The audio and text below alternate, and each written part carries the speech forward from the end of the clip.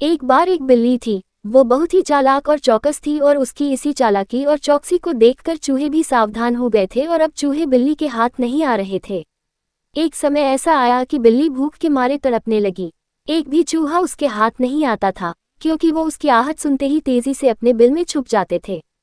भूख से बचने के लिए बिल्ली योजना बनाने लगी। तभी उसके दिमाग में कुछ आया और वो एक टेबल पर उल्टी लेट गई। उसने सभी चूहों को ये सोचने पर मजबूर कर दिया कि वो मर चुकी है। सारे चूहे बिल्ली को ऐसे लेटा हुआ अपने बिल से ही देख रहे थे।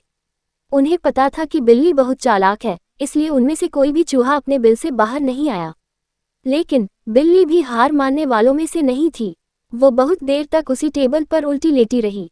धीरे धीरे चूहों को लगने लगा कि बिल्ली मर चुकी है। वो जश्न मनाते हुए अपने बिल से निकलने लगे। चूहे जैसे ही बिल्ली की टेबल के पास पहुंचे, उसने उछलकर 2 चूहे पकड़ लिए।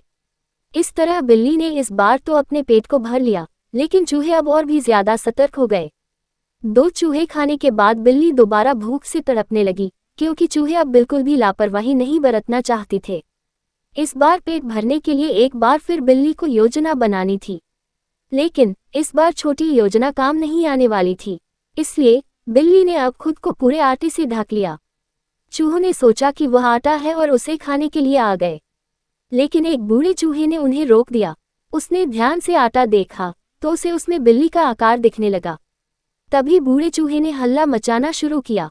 उसने कहा, सब अपने बिल में चले जाओ, यहाँ आटे में बिल्ली छुपी है। बूढ़े चूहे की बात सुनकर सारे चूहे अपने बिल में चले गए। जब बहुत देर तक एक भी चूहा बिल्ली के पास नहीं पहुंचा, तब बिल्ली थकने की वजह से उठ गई। इस तरह बूढ़े चूहे ने अपने अनुभव से सारे चूहों की जान बचा ली। कहानी से सीख। बिल्ली और चूहे की कहानी से यह सीख मिलती है कि बुद्धि का इस्तेमाल करके धोखे से बचा जा सकता है।